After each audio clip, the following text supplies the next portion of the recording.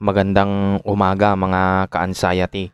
Ito yung una kong rides na sinamahan ko, mga bagong kaibigan. Ito yung unang Sabado ko dito sa Siargao. Pero bago ang lahat, meron lang uli akong ibabahagi sa inyo habang nagra-rides tayo tungkol ito sa pag-inom ng gamot. Pero bago ang lahat, ang purpose ng content ko o vlog ko ay para ma-educate kayo at maging open-minded kayo. At ito na rin yung huli kong vlog tungkol sa mga gamot. Kung gusto nyong makarecover sa anxiety disorder nyo, ay danasin nyo yung hirap. Pero hindi kasi porket dadanasin nyo yung hirap ay pababayaan nyo na ang sarili nyo. Magkaiba kasi yung ganun. Ang ibig sabihin na dadanasin nyo yung hirap ng anxiety disorder nyo ay yung hindi kayo magrereklamo kapag nararanasan nyo yung mga sintomas. Ang paggaling kasi mula sa chronic at disorder anxiety ay mahirap. Ang pagsisimula sa proseso na may matibay na paniniwala sa iyong sarili ay maaaring maging isang bonus kapag nakikita mo ang iyong sarili sa pangkalahatan.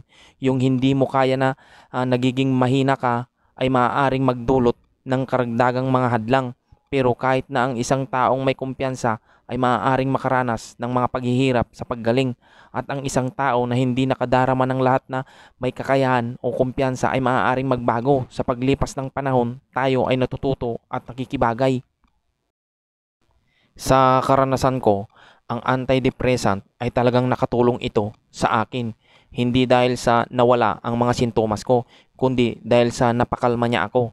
Hindi ko na nagawang magtambak ng mga basurang pagkain ng isip ko gaya ng OMG, mamamatay na ako, nababaliw na ako, o may something na sa akin at kung ano-ano pa. Kasi hindi ko alintana kung ano ang responsable para sa pakiramdam na iyon. Natutunan ko kasi na may pagkakaiba sa pagitan ng nasasaktan at pagdurusa, na wala ang pagdurusa ko habang nasasaktan pa rin ako.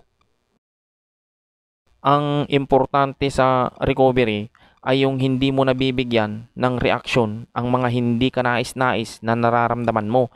Ganon yung ginagampanan ng antidepressant, ang i-shutdown ang emosyonal natin. Kaya dapat sabayan ng pagbabago sa sarili. Dahil kapag hindi ka nagbago habang nagtitake ka ng antidepressant, ay may posibilidad na hindi na yan tatalab. Yun yung mas nagiging malala na umaabot pa sa suicidal. Gaya nga ng sabi ko kanina, ang vlog na ito ay gusto ko kayong ma-educate at gusto ko rin kayong maging open-minded, dahil yung pagiging open-minded ay isa yan sa requirements ni recovery. Ito, dapat ninyo itong maintindihang mabuti. Ang anxiety disorder ay isang kemikal na tumaas na dulot ng stress, pag-aalala, o yung tipong hindi mo na binigyan ng pagkakataon na makapag-relax o makapahinga ang katawan o yung sarili mo. Kaya yung alarm system natin na naiinis, nagagalit, nag-aalala, nalulungkot at natatakot, kung minsan kinikilabutan, ay nag-aalarma ng wala sa lugar, at yung reaksyon natin dito ay siya rin ang nagpapalala. Kaya kapag nagtitake ka na ng antidepressant pero hindi ka naman nagbago, patuloy ka pa rin nagpupuyat, pinapagod ang sarili at patuloy na ini-stress ang sarili gaya ng mas marami ang trabaho kaysa sa pahinga, asahan mo yung gamot useless yun. Marami akong nabasa na mga libro tungkol sa mga taong nakakaranas ng anxiety disorder, panic attack, panic disorder, depression, agoraphobia, social phobia, at wala akong nabasa na sinabi nila na gumaling sila sa gamot. At si Dr. Claire Wicks, nabasa ko yung sinabi niya na wala sa gamot ang recovery at wala din sa psychiatrist ang recovery, kundi nasa atin lang din mismo, nasa kamay natin. Yun nga ang pagbabago ng sarili. Napagtanto ko rin kasi na kung may gumaling talaga sa gamot, ay sana yung mga kasabayan ko dati sa pagpa-check up na matagal nang nagtitik ng gamot ay matagal na sanang gumaling. Pero hindi naman, dahil kung iisipin nating mabuti, di ba, kung nakakagaling ang gamot, edi lahat sana nang nagdudusa sa anxiety disorder ay magaling na. Pero wala naman nagki-claim, di ba? Ito yung nagsasabi na gumaling siya. Marahil ang alam niyang recovery ay yung maganda ang pakiramdam niya. At saka isa pa, kung magaling na ito, hindi na ito pupunta sa channel ko para manood. Gaya nga ng sabi ko, Ang paggaling ay wala sa magandang pakiramdam. Ang paggaling ay nasa pangit na pakiramdam. Yun yung tipong hindi ka natatablan kahit ilang beses ka pang atakihin ng mga yan. Ako, nakarecover ako sa anxiety disorder ko, hindi dahil sa gamot, kundi dahil sa binuksan ko ang isip ko. Kasi ganito yan, gawin ang pasyensya sa iyong sarili para sa proseso ng paggaling na maaaring tumagal ng maraming buwan o 1 taon o 2 taon ng pagsasanay upang maramdaman hanggang sa dulo. Kaya sinadya itong maging mabagal, mahirap at isaalang-alang.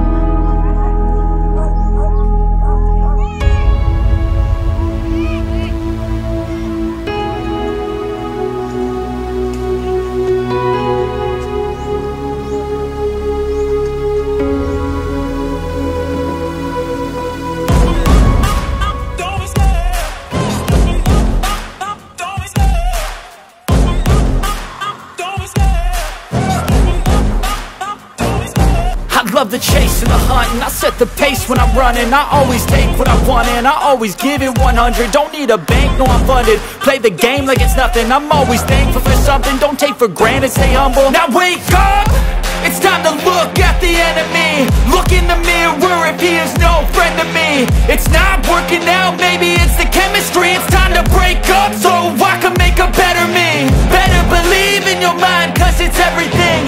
You can mold, shape, find almost anything.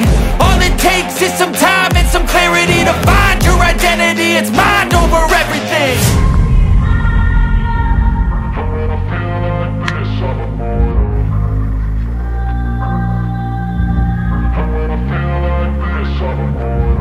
And when I feel like this, I'm immortal. When I feel like this, I'm immortal. When I feel like this, I'm immortal. When I feel like this, I'm immortal. Don't be scared. Step it up, up, up.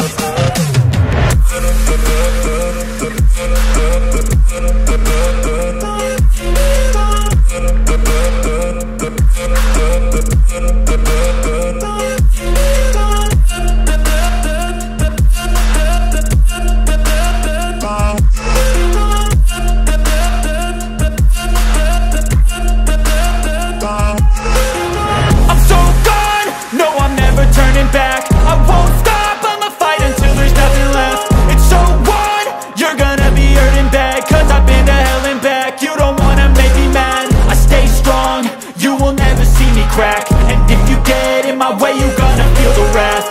Gotta say it to my face while he's looking back. Mirror breaks after math, when I hate I attack. And when I feel like this, I'm immortal.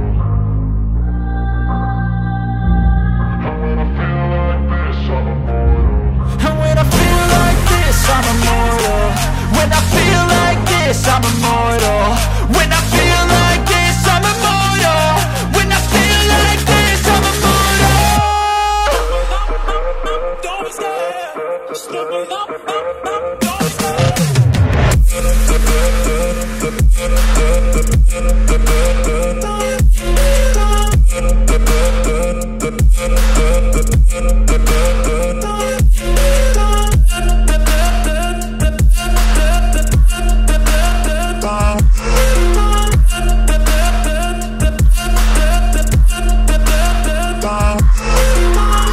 Step one, wake up early, gonna rise with the sun.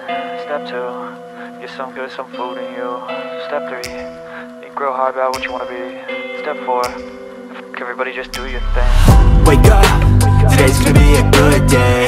Wake up, today's gonna be a good day. Wake up, today's gonna be a good day.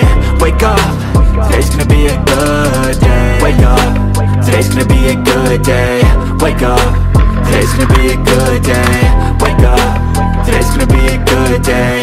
Wake up, today's gonna be a good day. Yo, set your affirmations, aspirations. I got shit to do, the aftermath of preparation. Good food, good mood, blood in circulation. One step at a time, yeah, that's how you make it. Set a goal you control and the steps you take them. I try to pick one thought, have some concentration. And if I make a mistake, it's called education. I try to do this every day, call it replication. Wake up, today's gonna be a good day. Wake up, today's gonna be a good day. Wake up, today's gonna be a good day. Wake up, today's gonna be a good day. Wake up, today's gonna be a good day. Wake up, today's gonna be a good day. Wake up, today's gonna be a good day. Wake up, today's gonna be a good day. So life ain't easy, yo, I think there's a reason though. Ups and downs, just like every different season, yo.